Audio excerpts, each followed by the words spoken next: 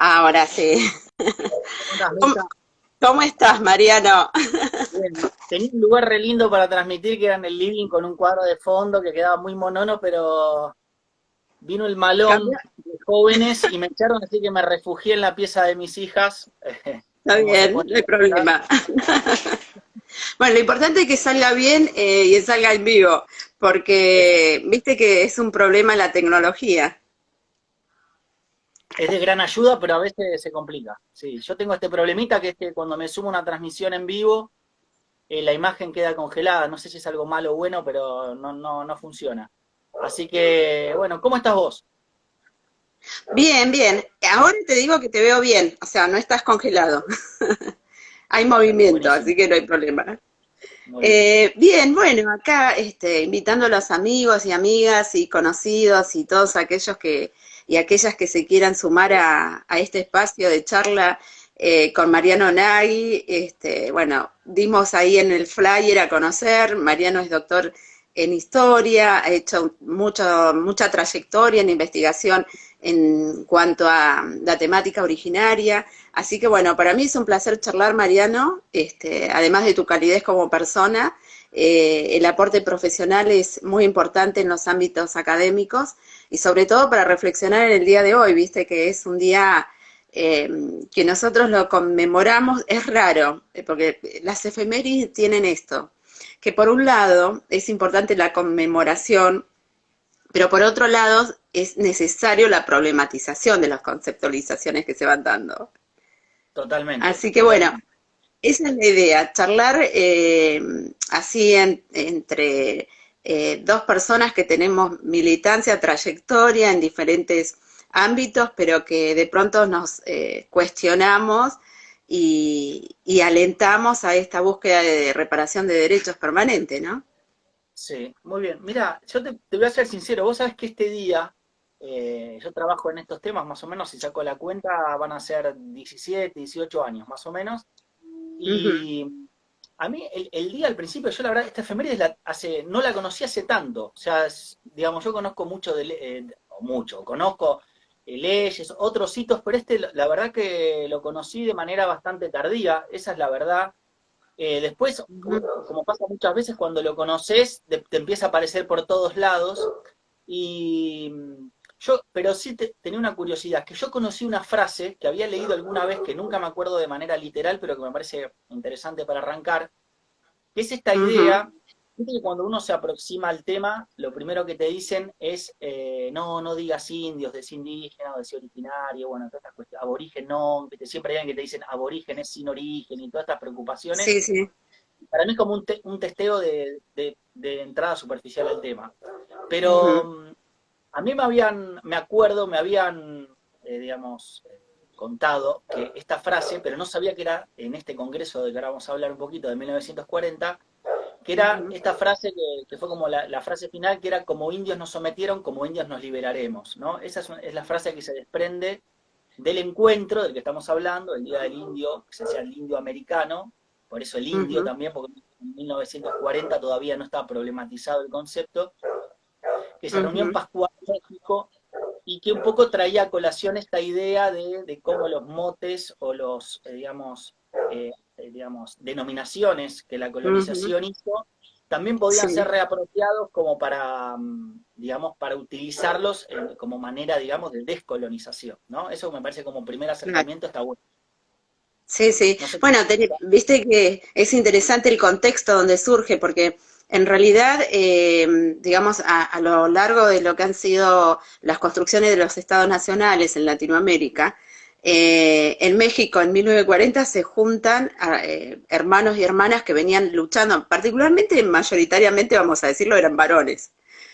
Claro. Por el contexto, ¿no? Patriarcal, que es interesante volver a esto porque fíjate que estamos en el 2021 y todavía la efeméride dice Día del Indio Americano, que nosotros en Totalmente. algunos casos lo vamos resignificando y vamos poniéndole Día del Indígena Americano, pero que en realidad no nos representa.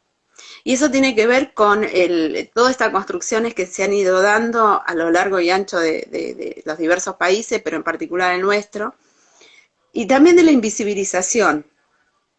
Entonces, el plantear el indio americano nos remite obviamente a lo que ha sido el pensamiento patriarcal, el pensamiento racista también de esto del indio, ¿no?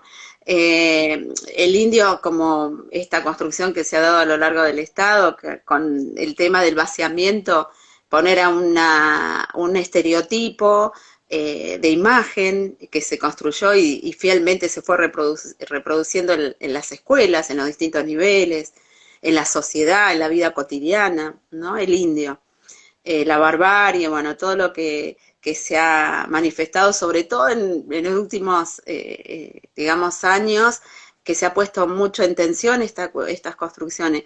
Pero a mí lo que me interesaba por ahí visibilizar es la participación de los hermanos en la lucha de los estados nacionales, en los estados nacionales, que no es que Exactamente. surgió espontáneamente, ¿no? Esto me parece interesante.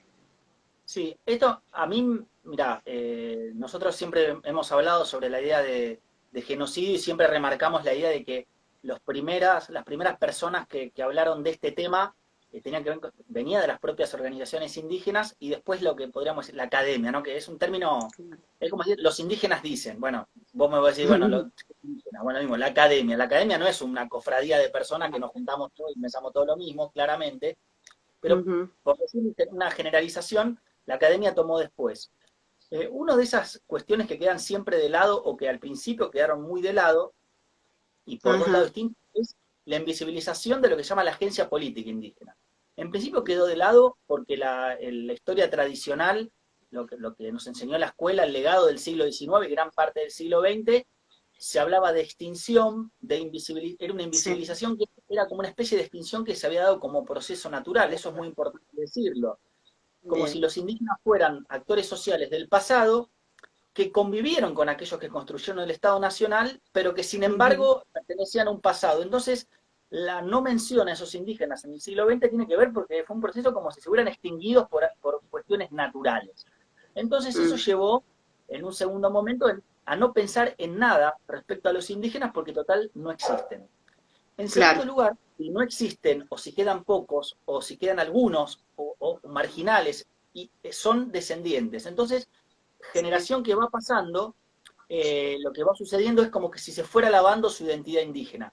De hecho, cuando uno busca, se puede googlear, dice, bueno, hoy es el Día del Indio Americano, voy a googlear a ver qué mm, dice, lo primero que va a encontrar es que fue organizado por Lázaro Cárdenas y que Lázaro Cárdenas era descendiente de indígenas, ¿no? Entonces, esta bien, cuestión de que ser indígena tiene que ver con una pertenencia del siglo XIX, es del pasado, y a medida que va ujú, pasando las generaciones ya no sos indígenas. Y el segundo equívoco con respecto a todo esto, que se deriva de lo primero, es que pone muy incómodo a distintos sectores cuando los indígenas trazan políticas de todo tipo. Esto fue así en el siglo XVIII, en el XVII, en el XIX, en el XX. Por supuesto que en esos siglos de la era colonial es muy difícil rastrear esas agencias políticas, esos accionarios políticos.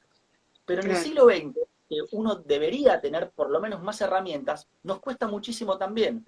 Porque como vos sí, decís, estos hermanos, ujú, hermanas que estaban trabajando ahí, que llegaron a Pascuaro en 1940, cuando uno empieza a hilar un poquito más, se encuentra con, ujú, por ejemplo, en Patagonia, que es el caso que yo conozco un poquito más, tenés hermanos trabajando de claro, delegados, tratando de que no se le cobren los pastajes, digamos, tratando de ujú, accionar políticamente, y luego van a tener participación política en partidos, en sindicatos, en distintas organizaciones. Muchas veces, ujú, no quiero contar tu propia historia familiar, pero nos hemos encontrado, digamos, como trabajo de mm, campo con sí, personas que se han incorporado a la política, por ejemplo, no en su primer momento como indígena, pero por ahí que militaron en partidos de izquierda, en organizaciones eclesiásticas, en organismos de derechos humanos ujú, como madres o abuelas, movimientos de distinto tipo, claro, y que además luego, en la democracia, 80 años 80 y 90, cuando había un contexto, un horizonte que ujú, permitía no ser, digamos, diría, discriminado por ese reconocimiento, empezó toda una lucha de reemergencia y de organización, pero que por él, si uno lo mira generacionalmente, es gente que hoy son referentes, que tienen nuestra edad, Mirta 40, más ujú, o menos estamos casi para el medio siglo, digamos, de vida, o que hicieron sí, sus sí, primeras armas totalmente, en sí, los años 80 y 90, sí, pero que en realidad sus padres no se reivindicaban Ujú, en organizaciones indígenas, pero por ahí eso quedaba en el ujú, ámbito familiar, pero estaban en el peronismo o estaban en el sindicato ferroviario de la madera, de la construcción. Y todo ujú, eso que generalmente se ve como separado, es parte ujú. de la historia para mí también indígena y la historia indígena en Argentina, que es, no se deja de ser indígena por ser peronista, por ser, digamos, del gremio de la UOCRA, de la madera o de la Unión Ferroviaria. Y todo Claro. eso me parece que es un trabajo que ayuda, como vos decías, las efemérides son muy complejas y a mí me gustaría Ujú. siempre arrancar cuando vemos estas efemérides desde el presente, ¿no? Para ver, bueno, estamos hoy, estamos vivos, seguimos acá, estamos haciendo esto, esta es nuestra historia y este es nuestro presente, ¿no? Claro, sí, sí, siempre digamos, y lamentablemente hasta nuestros días estamos viendo esto que la historia se presenta de los pueblos originarios fosilizadas en el tiempo. Es decir, es como que, bueno, estaba allá lejos, cuando se funda el Estado Nacional, desaparecen, y después como efeméride es curioso porque en los ámbitos escolares se toma a veces el 19 de abril y si no el 12 de octubre. Es decir, durante todo el año no hay una mirada transversal de lo que son los pueblos originarios en la construcción del Estado Nacional. Y esto sabemos que no es casual. Por otro lado, me parecía interesante esto que vos planteabas, cómo a lo largo de la historia esa invisibilización ha sido construida, obviamente, digamos, y cómo nosotros desde los pueblos originarios también usamos camuflaje, entre comillas, como para tener algún mecanismo de resistencia y de resguardo y de cuidado ante políticas que han sido, como vos lo mencionabas al principio, de genocidio. Es decir, pensando de pronto mis abuelas o las abuelas y abuelos originarios de diversos pueblos que han tenido que padecer horrores, la muerte o situaciones terribles de relato que vos has investigado, como han sido los centros digamos, de concentración, que eso la gente, la gran mayoría de la gente lo ignora. ¿No? Por ejemplo, como la avanzada del Estado Nacional ante las resistencias que han habido fuertemente, que eso también se desconoce, y que curiosamente yo he estado revisando pinturas, que bueno, yo provengo de la disciplina del arte, y hay grabados, hay pinturas que manifiestan esto, digamos, la presencia originaria, e inclusive alguna que otras fotografías obviamente desde un lugar de poder, desde un lugar de relato, digamos, de superioridad, pero están. Y me parece que eso es interesante para retomar, ¿no? Qué pasó en la época colonial, cómo se va construyendo toda esta mirada y cómo después se plantea una mirada totalmente diferente desde la consolidación del Estado de negación. Y si no es de negación, está esto de estigmatización, ¿no? Y además de pensar que solo los originarios están en la cordillera y no en las ciudades, cuando la migración ha sido forzosa, traumática, y cuando hemos empezado, o sea, como bien lo decía vos, nuestros padres han tenido que mirar a zonas urbanas y ahí a consolidarse. Y lo interesante de esto que a mí me ha resultado es que en cada lugar se arman redes. Digamos, la persona que emigró, las nuevas familias, la contención con otros que venían del campo, empezar a construir esas redes pero a la vez también muy fuerte de rechazo ante la sociedad, que, digamos, europea, blanca, occidental, patriarcal, que se fue fundando, y hay algo muy importante que no se dice, que es el racismo estructural que hay en el Estado Nacional argentino que muchas veces se piensa, no, no, yo racista es la típica, ¿viste? Decir, no, no, yo respeto la diversidad. Resulta que hay mecanismos sutiles que van atravesados de este racismo y que obviamente lo tenemos todos y todas, no es que solo determinado sector, ¿no? Que esto tiene que ver con la construcción. Y me interesaba que un poco cuentes acerca de los centros que se han dado de concentración en toda esa expansión del Estado Nacional. Sí. Ahora ahí nos hace una preguntita, después se la respondemos, te respondo primero esto. Dale, Pregunta, dale. ahora a ver si puedo volver a la pregunta de atrás, sí, dame un segundo. Dice, el link no sé cómo se llama, pero dice, volvimos para ser mejores, me suena que es peronista. Dice, tengo una inquietud, ¿el orden prepatriarcal se mantiene en las comunidades originarias? Pregunta esta persona. Ajá. Eh, ¿Vos qué opinás, Mirta? No sé, yo te dejo a vos esa... Bueno, es complejo. No podemos, cuando hablamos, no hay un patrón unificante, es decir, los originarios pasa esto y esto. Es muy complejo porque somos heterogéneos y porque somos diversos. Y los procesos que pasan en las comunidades, como en las zonas rurales, son diversos. Entonces, hay gente que puede tener una mirada o una conformación más patriarcal, otras no tanto. Debo decir que en estos últimos años sí estamos tratando de desandar todo lo que es el patriarcalismo, sobre todo en el movimiento de mujeres, y en este sentido las mujeres originarias han dado un gran paso, consolidándose con la primera marcha de mujeres, la segunda, el foro, etcétera, etcétera. Hay un proceso interesante que se va dando de desconstruirnos hacia adentro, porque esa violencia estructural del patriarcado está en las comunidades, está en las zonas rurales, y está hoy cuando prendemos el televisor y escuchamos que, por ejemplo, hoy en la actualidad, en este marco de aislamiento hay 23 femicidios. Es un Totalmente, horror.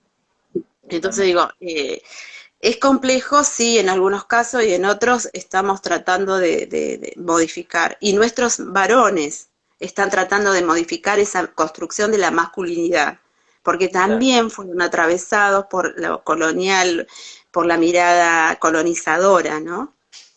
Sí.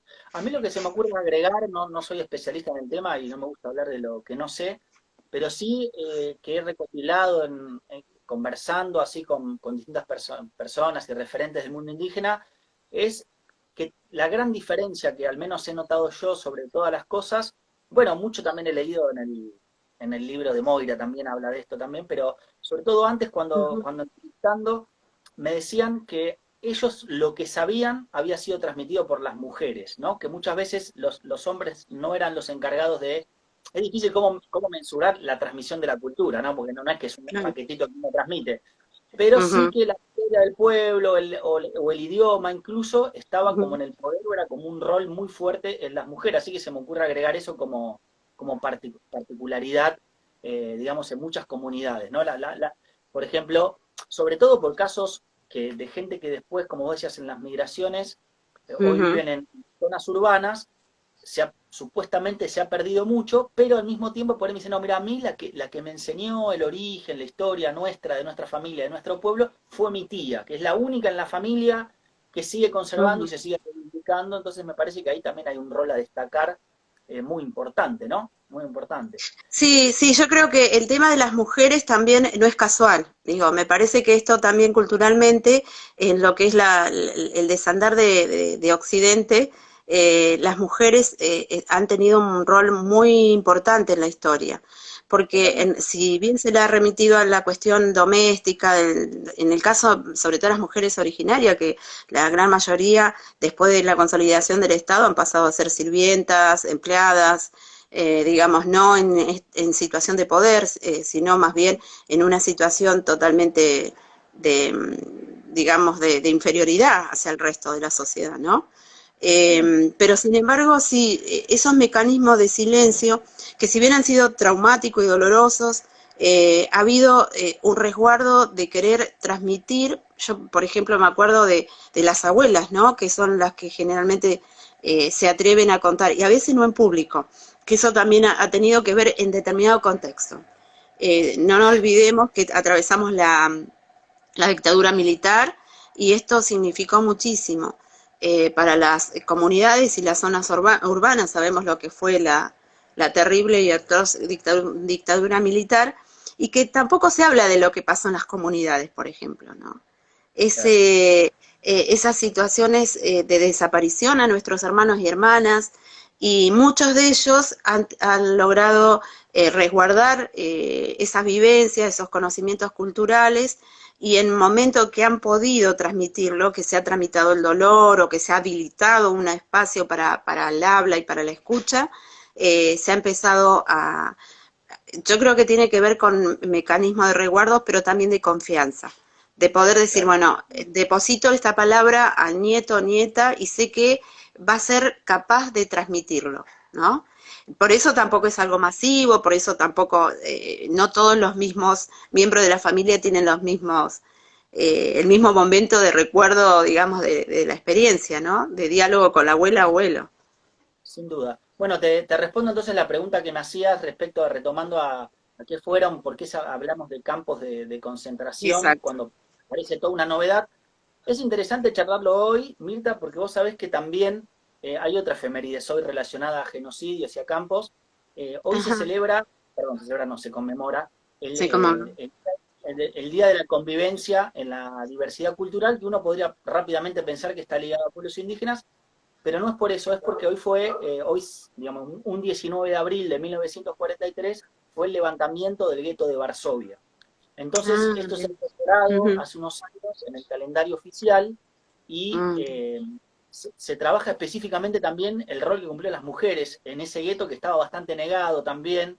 He visto algunas imágenes muy potentes en donde hoy es el gueto, donde hay fotos de mujeres que fueron, digamos, claro, responsables en la resistencia, ¿no? Cuando muchos hombres iban al frente, las mujeres quedaron a cargo de claro. todos los roles. Y entonces, bueno, relacionando, uno pensaría que los campos de concentración muchas veces por lo que estamos acostumbrados y nuestra primera aproximación al cine, Mm, que los inventaron los nazis. Pero bueno, nada, no es así. Los campos de concentración ya eran conocidos a fines del siglo XIX. El nombre nace en Sudáfrica, en la guerra Anglo-Boer, pero en realidad también hubo en Cuba, creado por los españoles, mm, cuando Cuba era colonia de España, también en Filipinas por parte de los Estados Unidos, y aquí lamentablemente también tuvimos el ejemplo que fue la política ujú. estatal de romper con todas las relaciones, que llaman las relaciones interétnicas entre pueblos indígenas, entre las comunidades y las distintas autoridades, que en esas relaciones Claro. había de todo. No es que no hubiera conflicto, nadie quiere contar una historia de Ujú. armonía, mucho menos, pero en lo que se conoce hoy como los espacios fronterizos, no era una línea de frontera donde en un lado había indígenas y en el otro estábamos, entre comillas, los blancos, Claro. sino que eran espacios fronterizos, articulados, digamos, con complementariedad, Ujú. relaciones comerciales de todo tipo, y también conflictos, digámoslo. Sí, sí, Lo sí. que hoy es el Estado argentino, sobre todo a partir de la década de 1870, el Estado argentino pasa por esas tres políticas muy fuertes que con la caída de Rosas en 1852 va a empezar un proceso de organización nacional, en principio Ujú. organizado desde Entre Ríos con Urquiza. Ese proyecto no se va a llevar a, digamos, va a durar 10 años porque, digamos, pero no va a ser el que termina comandando, digamos, el país, porque se va a enfrentar a Buenos Aires, por eso es que entre el Ujú. 52 y el 52 coexisten la Claro. Confederación Argentina, que son las 13 provincias de aquel entonces, con el Estado de Buenos Aires. En Ujú. el 62, cuando Mitre derrota a Urquiza, es lo que los historiadores, las historiadoras denominamos el proceso de organización nacional. Son Claro. tres presidentes. Mitre, Ujú. 62-68, Sarmiento, 68 hasta el 74, y Avellaneda del 74 al 80. Son 18 años. Ese Ujú. proyecto de organización nacional va a tener muchas cosas, o sea, obviamente es la penetración estatal, digamos, el desparrame, o sería como la rearticulación y la reticulación del Estado por todo el territorio a través de fuerzas de seguridad, los bancos, van a empezar las escuelas, etcétera, van a llegar a cada pueblo, en cada esquina del pueblo, el banco, la escuela, Ujú. ¿no? La casa de gobierno. Sí, Pero hay sí, algo que es sí. muy importante que además el ejército argentino se va a terminar eh, diría, no, no se crea ahí, es muy anterior, pero se termina de Ujú. consolidar el ejército nacional en una guerra internacional que es la guerra de la Triple Alianza, en la cual Argentina participa junto a Uruguay y a Brasil, por eso es la triple, es Claro. Argentina, Uruguay, contra el Paraguay, que va a durar entre el 64 y el 70. ¿Por qué mencionamos todo esto? Es muy importante porque ahí el Estado argentino se consolida, es un ejército nacional, y en el medio va a sancionar una ley que no es tan conocida, pero pueden googlear si quieren, que es la 215, en la cual el Ajá. Estado argentino dice, mi límite territorial va a ser el Río Negro. Pero lo curioso de esa ley es una pretensión, Ujú. porque dice, y esto lo vamos a cumplir cuando termine la guerra del Paraguay. O sea, Mm, anuncia el Estado argentino que hasta ahí va, o sea, esto, nosotros llegamos hasta allá, ¿no? Mi límite es hasta claro, allá. claro. Construye el territorio nacional. Cuando Ujú. termina la guerra Paraguay fehacientemente, vuelven esos ejércitos, muchos jefes de frontera que habían estado en esos espacios fronterizos pelearon en la guerra del Paraguay y vuelven a esa frontera que pasaba más o menos, ¿no? Para tener una idea, ujú, atravesaba lo que sería la provincia de Buenos Aires, sur de Santa Fe, sur de Córdoba, sur de Mendoza, ¿sí? Iba por todo ahí lo que se llama la frontera sur. Y claro. lo que va a empezar ahí va a ser una política que no es de un día para el otro, pero va a ser cada vez, yo diría, por goteo, de hostigamiento, cada vez más, Mm, digamos, violenta y cada vez va a dejar de lado los tratados y los pactos que ujú, reconocían a un otro, a los pueblos indígenas, como, digamos, dos partes iguales que llegan a un acuerdo y van a devenir claro, en posiciones cada vez más difíciles de cumplir por parte de las comunidades. Pero además, y claro, ahí nace el tema que vos me preguntaste, va a aparecer ujú, algo, un dispositivo que no teníamos, o al menos no estaba organizado de manera tan documentada como lo tenemos ahora, claro, es que va a sí, empezar a los indígenas que se rebelen o que sean apresados por alguna razón, van ujú, a, van a ser llevados o retenidos, sobre todo el que conocemos o el que yo estudié más, es la isla Martín García, que a partir del 70, primero muy tibiamente, funciona como una especie de destierro transitorio en donde los llevan ahí a los indígenas y a veces mm, podían, incluso hay documentos que a otros caciques los visitan, les ujú, tienen ahí a toda la familia y después por ahí a veces los largan, pero a medida que pase la década del 70 y el Estado argentino vea que su correlación de fuerzas pueda ser mayor, esto va a devenir, cuando empiece la famosa conquista del desierto, sobre todo en los años 78, 79, nos vamos a ujú, encontrar en que miles de indígenas sometidos por el Estado argentino van a ser recluidos en la isla Martín García y también en otros campos, pero sobre todo en claro, la isla Martín García, en el cual va a funcionar, digamos, un dispositivo que uno enseguida remite, se imagina a Auschwitz, nada que ver, nada que ver. ujú, Los campos de concentración, los primeros, no eran como Auschwitz. ujú, Auschwitz y los demás son campos de exterminio que se crearon en la década del 40. Los primeros ujú, campos que se armaron los nazis en el 33 eran bastante más, digamos, ambiguos, las reglas eran bastante distintas. La mayoría de las personas que fueron a los campos nazis en el 33 y en el 34 ujú, sobrevivieron y eran liberados. Eran los opositores políticos, los homosexuales, los gitanos, luego los judíos también, ¿sí? Los mm, discapacitados, eran como centros de disciplinamiento, de trabajo forzado y de tratar de, digamos, disciplinar. Bueno, esto pasó con los pueblos indígenas en Argentina, a veces la gente se claro, sorprende, campos de concentración. ujú, ¿Por qué le decimos campos claro, de concentración y no una cárcel? Sencillamente por dos o tres razones. La primera es porque no hay ningún juicio que diga, bueno, estas personas van detenidas a este lugar, no hay ninguna sentencia, no hay ninguna condena, son claro, prisioneros de guerra del Estado argentino y van sin plazo detenidos. Y muchas veces, digamos, las familias son separadas por el mm, mero hecho de que el ejército avance y los atrapa, los manda a estos campos.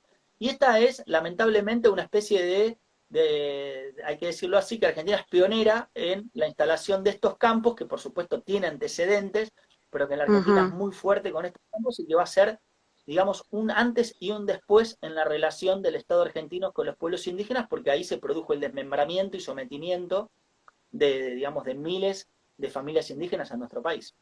Sí, sí. Aparte hay relatos de los hermanos y hermanas que son desgarradores. En el caso de cuando eran prisioneros, primero habría que pensar también la conformación de pensamiento y cosmovisión en función de los territorios. Que no había esta concepción, digamos, delimitada del espacio, y por otro lado, si bien había por algo se vivió miles y miles de años en los territorios, había una acción geopolítica de conocimiento de esos territorios, la acción era diferente del resguardo y del cuidado.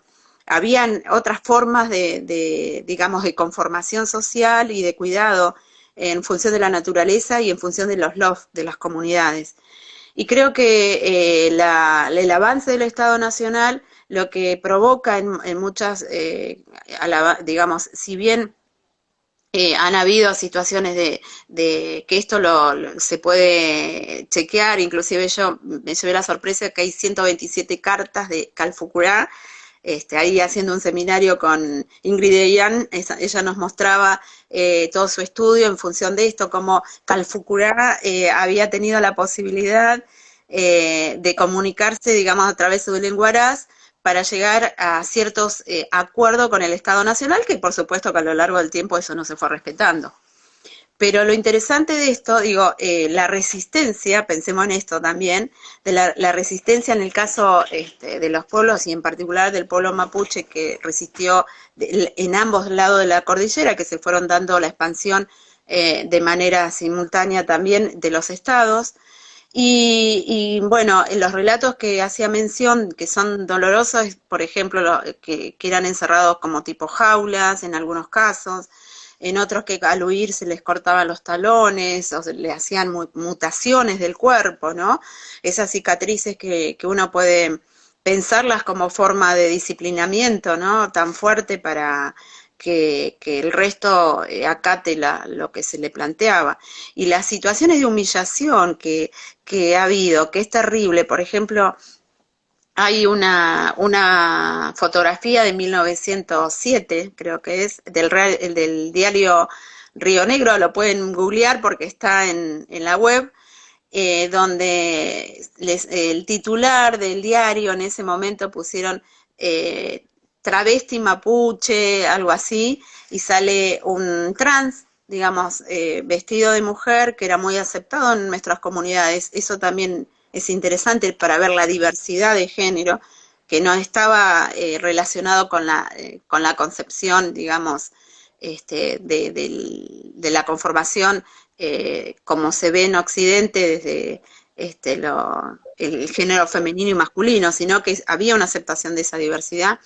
Y cómo se empieza a ver en las fotografías, por lo menos esta fotografía es interesante para verla porque te muestra que lo obligan a vestirse de hombre, lo despojan de todo eso, lo humillan de todo, o sea, llevarlo al extremo de la humillación, tratarlo verdaderamente como una cosa, un objeto del cual se podía armar y desarmar como se les cantara las ganas.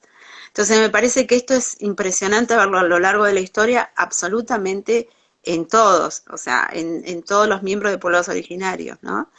Y el horror a su mayor extremo cuando le sacan los niños, los chicos a sus madres, que esto también lo habla Walter del Río, ¿no? Cuando dice que el llanto, el grito de las madres es desgarrador en Retiro, porque hay mucha gente que yo le pregunto, ¿ustedes saben por qué se llama Retiro la terminal? No se sabe, bueno, es un lugar histórico porque pasó este hecho aberrante. Entonces me parecía interesante lo que vos contabas en relación a los lugares que fueron como espacio de concentración, porque también marca cómo la historia fue tapando, silenciando a partir de las escuelas, de los distintos medios, y estas situaciones que han sido de extrema humillación, de despojo, pero también de avasallamiento a los derechos humanos, ¿no? Sí, vos sabés que esto que vos decís, hay algunos relatos, no son muchos, pero se han podido encontrar, que uno a veces hace la comparación entre la dictadura y conquista del desierto, que tienen, por supuesto, son procesos históricos diferentes, pero también tienen algunos puntos en común. En los puntos en común es el reparto de la apropiación de menores. Eso está absolutamente comprobado en los dos procesos. La gran diferencia entre uno y otro es que en Sí, la última dictadura militar fue un proceso clandestino, se llevó en la clandestinidad. Eso claro. está bastante estudiado también, tiene que ver con la otredad, o sea, no tan marcada, por decirlo de algún modo, de quiénes eran en ese momento los subversivos. Entonces, no Claro. era fácil la Ujú. construcción de decir, bueno, está bien, son subversivos, pero no me puedo apropiar de ese hijo. Entonces, todo eso se hizo de manera clandestina. En el Clandestina, caso de la claro. conquista del desierto, eso tenía, digamos, un acto público, por decirlo de alguna manera, y hay Ujú. algo que se ha logrado encontrar en los últimos años, sobre todo en la prensa y en algunas cuestiones, es que durante muchos años los indígenas, determinados indígenas, eran, como por ejemplo, como el cacique Pincén, era el emblema del indígena Ujú. indómito de las pampas, etcétera. y cuando lo apresaron se hizo todo un acting, se diría hoy, en el cual Antonio Pozzo, el fotógrafo italiano, que acompañó en la Ujú. conquista del desierto, Sí, eh, sí.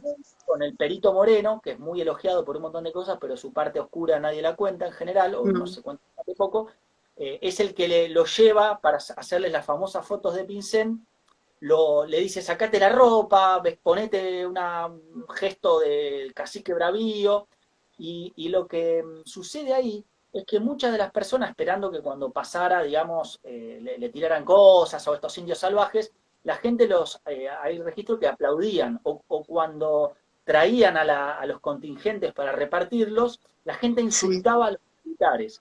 Y Mm. entonces, en esos mismos años, lo que va a suceder políticamente es que el Estado argentino le va a pedir al Congreso el presupuesto, digamos, la partida presupuestaria para hacer la conquista del desierto, después llamó la conquista del desierto verde, en el Chaco. Claro, Y Diana claro. Lenz hizo su tesis doctoral sobre ese tema, es una tesis larguísima, de 600 y pico de páginas, pero es Mm. increíble, que analizó todos los debates parlamentarios sobre el tema indígena hasta ese momento que entregó su tesis, ¿no? Obviamente. Ujú. Va desde 1800 y pico hasta el 2000. eh, Muestra claramente eh, que no era un consenso total respecto al tratamiento sobre los indígenas. Reformulo. Por ahí había bastante consenso en que Sí. podría ser que el territorio argentino podía llegar hasta algún lado, o bueno, o la Ujú. apropiación territorial, o que esto fuera parte de la Argentina. Pero no es cierto que se avalara directamente lo que fue la política, que nosotros llamamos política genocida con los indígenas, que es peor aún, y esto hay que decirlo claramente, peor aún que si hubiera habido grandes enfrentamientos en una guerra, uno dice, bueno, se enfrentaron bandos y bueno, mataron a los indígenas, sería menos grave, porque bueno, estaríamos hablando de un conflicto bélico, supóngase que se hubieran Sí, sí, respetado que en algún normas de momento guerra. también se intentó poner esto en, digamos, yo lo recuerdo en algunas clases o demás de escuela que te digan, no, fue una guerra, ¿no? Bueno, suele Y en salir realidad, eso. Es una de las digamos, hay un autor estadounidense llamado Gregory Stanton, que habla de las 12 formas de negar el genocidio, y una de claro, esas, las primeras, es llamar al genocidio no con su nombre, sino con enfrentamientos civiles, guerras, claro, etcétera. Y a, y a lo que claro, iba, claro. a lo que iba con esto era que eh, esos repartos, como vos decís, de niños, y que describías en ese relato que es de 18, si no me acuerdo, 1878 o 1879, que va un periodista a Ujú. cubrir eso, y la persona que va no puede creer ese acto que es terrible, que separan a las familias, los indígenas, trata de evitar que les Ujú. quiten a los chicos ahí para repartirlos a gente que venía con cartas de recomendación, etcétera, y él hace un juego de palabras con que los indígenas resistían el avance de la civilización. Es muy irónico Claro, ya en aquel entonces.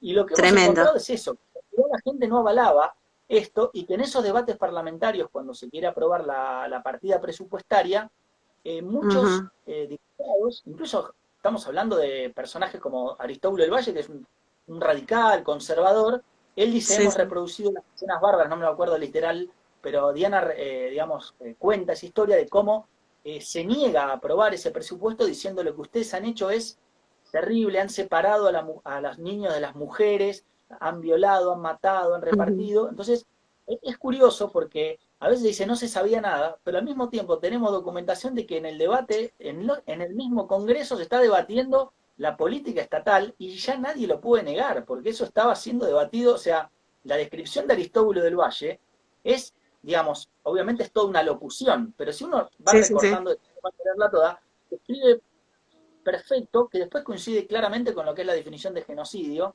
que es básicamente esto de desmembrar las familias, impedir la reproducción del grupo, impedir sus pautas culturales, etcétera.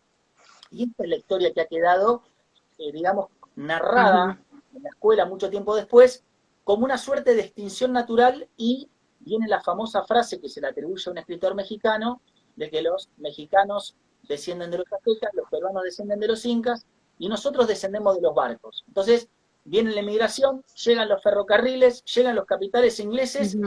y nunca más, somos todos blancos y blancas, y del tema no se habla nunca más. Y una última Claro. aclaración que a mí me parece interesante, que es que por ahí alguien que, por eso hace poco yo cuando armaba una charla, decidí empezar la charla Ujú. hablando digamos, ser autorreferencial, ¿no? Hablar de mí, que pertenezco a una familia que, al menos desde lo que yo conozco, todo lo que conozco es en tercera o cuarta generación de inmigrantes. Esto hay que ser muy claro en esto, ¿no? No es que una cosa quita a la otra, no es que la Argentina uno va a negar el componente, digamos, de migraciones que tiene nuestro país, que es fuertísimo. Claramente, Sí. uno mira los apellidos, digamos, el otro día miraba en una aplicación que el primer apellido argentino es González, ¿no? Que realmente no es un apellido nacional. Eh, digamos, el legado español, italiano, bueno, de muchos otros países, es innegable. Lo que no significa que no haya habido una construcción excluyente de nacionalidad que haya dejado de lado lo afro y lo indígena, que sigue Sí. estando presente y que recién, Mirta, este dato es tremendo, recién en el censo del siglo XXI se le preguntó por primera vez a la población de nuestro país si se reconocía como indígena o afro, lo afro incluso fue en el último, recién en el 2010, Sí, sí, sí, sí. o si se consideraba, digamos, descendiente de, y aún hoy hay compañeras y compañeros, muchas del mundo mapuche, pero de otros lados también, y académicos, que están llevando una, digamos, lucha, diría yo, porque es una lucha, diplomática, tratando de llegar a las autoridades, porque en un momento se barajó que en el censo del 2020 no se hiciera nuevamente esa pregunta, o sea, lo cual hubiera sido un retroceso tremendo, Sí, y sí, sí, todavía sí. eso no está terminado. Así que ahí tenemos compañeras y compañeros que están tratando de instalar el tema que no afecta a nadie, simplemente es preguntar por nuestra identidad y recordémosle a las personas que nos están escuchando y viendo que en el último censo del 2010 en la Argentina se reconocieron como indígenas o como descendientes indígenas casi 1 millón de personas, lo cual no es menor, más todo Exacto. digamos, la gente que no sabe, o sea que es mucho más, ¿no? Sí, a mí me gustaría retomar algunas cosas que dijiste que me parecen interesantes para asociarlas a, digamos, a conectarlas con lo que nos pasa en la actualidad, ¿no? El hecho de que se llame periodo de reorganización nacional, ¿no? Proceso de organización nacional, que decías vos al inicio, y que eso también después se toma en la dictadura militar, ¿no? El proceso de organización nacional, ¿viste? Que son conceptos que nos, digamos que son profundamente claros de estas personas que eh, piensan y tienen el poder para fundar un Estado y para mantener un Estado con una visión que ha sido totalmente, digamos, de una crueldad feroz hacia otros que somos distintos, ¿no? Eso por un lado. Y por el otro lado, también interesante esto que se planteaba, que digamos, que no se visibilizó y se sigue negando, ¿no? Que es una forma de negar el genocidio, porque hay gente que dice, no, no es genocidio lo que pasó con los indígenas. Digamos, que a nuestros días se esté negando eso me parece terrible, porque hay casos, nosotros decimos que somos las nietas o nietos de lo que ha ejercido el Estado, como también parte digamos, de las muertes, como se ha dicho, de terrorismo de Estado. El Estado es responsable, bueno, nosotros lo vivimos desde ese lugar, ¿no? Matar por ser originario o por ser afro, digo, esto el Estado en algún momento va a tener que dar cuentas de todo esto. Y por Exactamente. otro lado, lo Haceme interesante acordarte después que que comente algo de eso, de que el Estado va a tener que dar cuenta, porque viste después la memoria sobre un se nos va. acto de reparación, Sí. después hacemos que hablemos de eso también, dale. Y también asociarlos, viste, hace poco que se conmemoró el 24 de marzo como Día Nacional de la Memoria, y pensar que los niños y niñas que hay apropiados y que están silenciados, sobre todo en el territorio argentino. No hay casos de, por lo menos conocidos, digamos, de estudios que den cuenta acerca, si bien uno lamentablemente conoce de casos que han sido reconocidos, pero no todavía llevado a justicia y que realmente haya una reparación en esto. Sí, del otro lado del Gulumapu, en el caso mapuche, hay 2000 casos, 2000, es un número bastante considerable, de niños y niñas apropiadas en la dictadura militar, la que fue de Pinochet. Entonces me parece que es importante, digamos, relacionar el abuso que ha habido y la atrocidad hacia los pueblos originarios desde el inicio del Estado Nacional y cómo en dictadura militar se vuelve a reforzar bajo mecanismos forzosos de represión hacia las comunidades y los pueblos, ¿no? Sí. Si bien la Argentina lo vivió en su conjunto, también la memoria, es interesante plantearlo, como la memoria, por supuesto que acompañamos y hemos estado siendo parte de este proceso de democracia con las madres, acompañando en algunos casos. Vemos que la memoria se ha construido también desde ciertos lugares de poder, ¿no? Digo de poder en el sentido de reconocimiento de la sociedad blanca, clase media, y todavía no se habla absolutamente nada de los desaparecidos y desaparecidas originarios. Lo mismo ocurre en el proceso más allá de lo doloroso que fue la parte de Malvinas, ¿no? Recién ahora empezamos los originarios a mover esa memoria y es un poco también para visibilizar los procesos históricos que ha vivido la nación argentina en momentos realmente muy fuertes, ¿no? Y que nosotros también hemos estado participando forzosamente digamos, de manera convincente en lo que se planteaba en ese momento, pero hemos estado como actores sociales dolorosamente en algunos casos desaparecidos, en algunos casos tienen la memoria de haber sido haber transitado la época de la dictadura también como desterrado del lugar, tener que irse a vivir a otros lugares. Así que bueno, eso también me parece que son hechos interesantes para conectar y que no nos veamos como que fue al inicio y desaparecimos, como bien lo decías vos. Y hace un rato nos escribía una Lamien, que la debes conocer, que es María Isabel Araujo, que dice Sí, que en la mi conozco. caso, en mi Me love suena. de Tenés razón. pertenencia, sí, ¿ahí me escuchás? Sí, sí, sí. Me paré porque estoy sentado y me paré ahora. Voy a darla de parado, ¿viste cómo es la. Uno está tanto tiempo parado que ahora estaba sentado, así que ahora me paré. Está bien, perfecto. Voy a cerrar Dice, la cara atrás porque si no se ve todo adentro. ahí está. Bueno, dice, en mi caso, en mi love de pertenencia, yo he vivido esa transmisión patriarcal, refiriéndose a lo que habíamos hablado al inicio, de mi abuela y de mi mamá, de las malas mayores que componen y alguna que ya no están físicamente, esa transmisión matriarcal. Es decir, Claro. por lo que interpreto debe haber habido experiencias patriarcales fuertes y también matriarcales, en el sentido Sí, de la mujer fuertemente como hacedora y transmisora de lo que ha sido el saber y el conocimiento, el kimun, decimos nosotros, mapuche, ¿no? exactamente. Así que bueno, gracias a la Lamien que no está, no está. Hemos recibido, te cuento, Mariano, varios mensajitos de saludos, ¿no? Nos Bueno, están viendo por el Maitén, ahí Jorge Millán, y después algunos que saludaban también, así que vamos a tratar de ir leyendo lo que nos mandan. Acá hay bien. otro, y te dejo la palabra. Tal vez dice, no alcanzo a ver quién es, pero dice, tal vez esta pandemia es una oportunidad para revisar los supuestos patriarcales.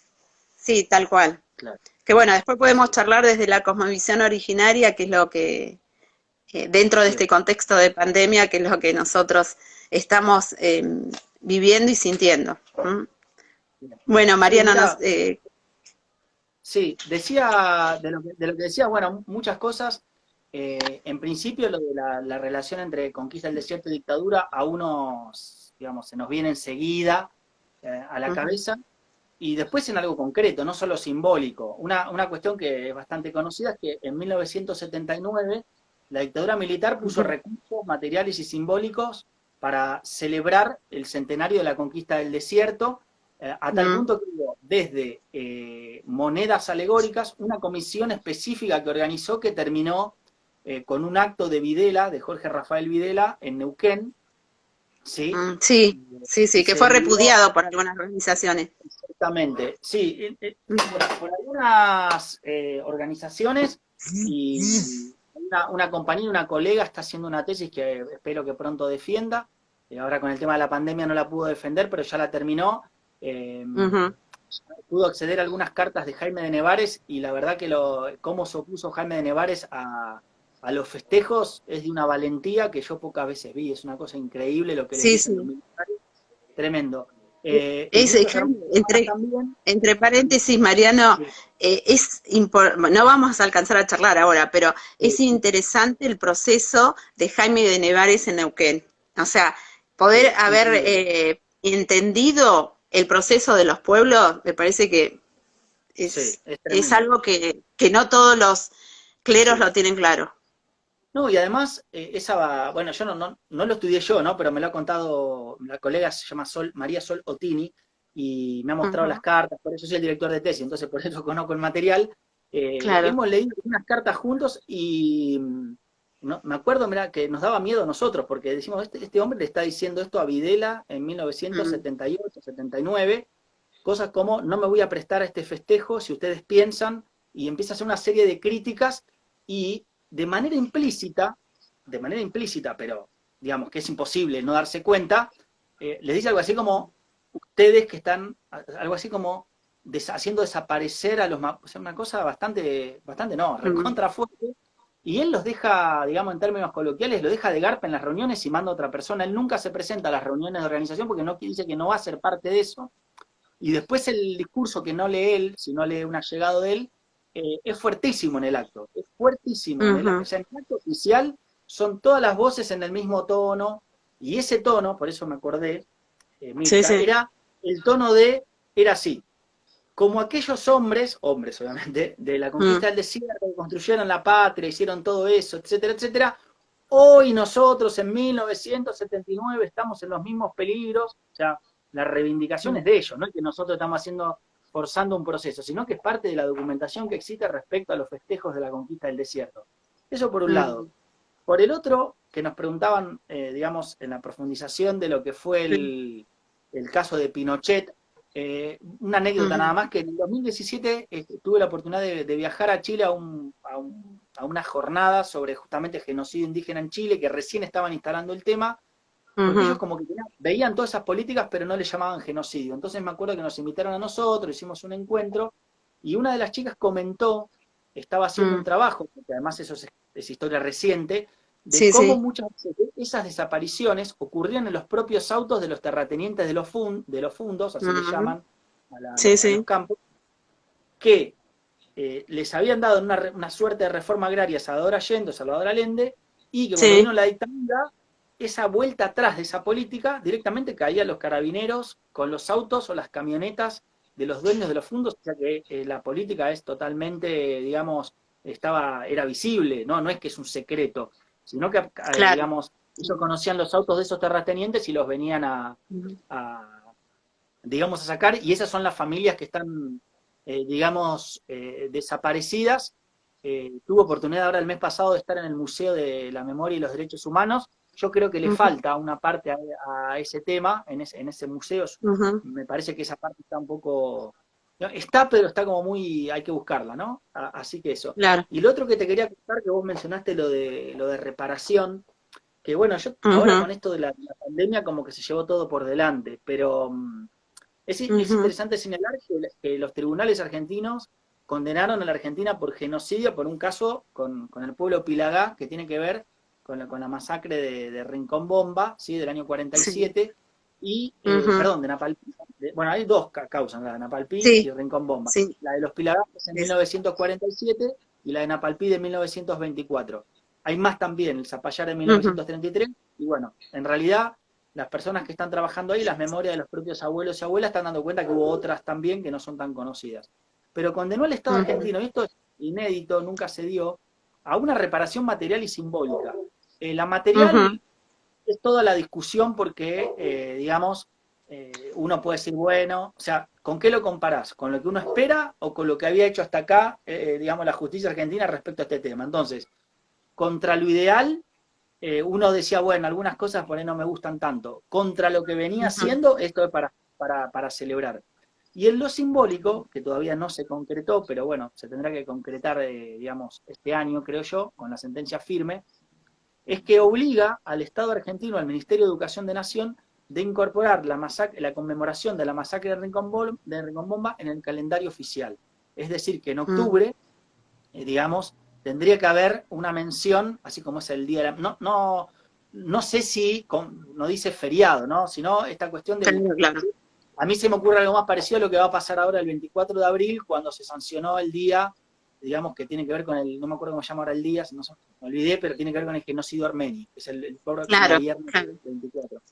Entonces, calculo que tiene que ver con eso, como que el ministerio no puede dejar pasar esta fecha, obliga al Estado argentino a tomar cartas en el asunto e incorporar en su calendario oficial esa reparación. Y además, al principio se había expedido como crimen de lesa humanidad, que es un crimen, un genocidio, es un crimen de lesa humanidad, pero el crimen de lesa humanidad, la diferencia que tiene es que podría uno decir, no es que no sea sistemático, sino que es contra cualquier pueblo, o sea, no tiene una víctima, los individuos son las víctimas. Claro. Cuando hablamos de genocidio es muy importante al hablar de pueblos indígenas, porque se supone que la intencionalidad es la eliminación total o parcial de ese grupo. Hay una construcción del perpetrador de tratar de eliminar ese grupo. Por eso es muy importante hablar de genocidio y no de crimen de lesa humanidad a nivel, digamos, de ciencias sociales, más allá de, digamos, de la condena, que la condena en los tribunales a nosotros, al menos a mí,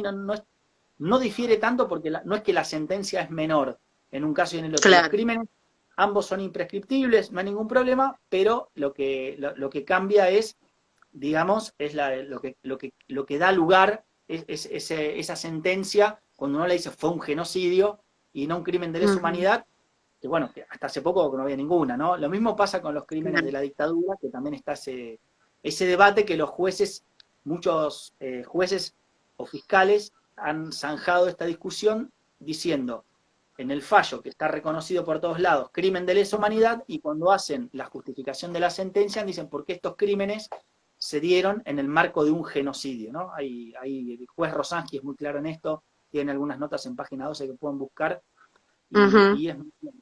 Y lo último, respecto a esto, al menos de genocidio, que es muy importante, es que cuando a veces uno habla de genocidio, las personas hacen, digamos, me hace acordar ese meme de Drake, de Campera Naranja, que hacen así como diciendo, no, tanto genocidio.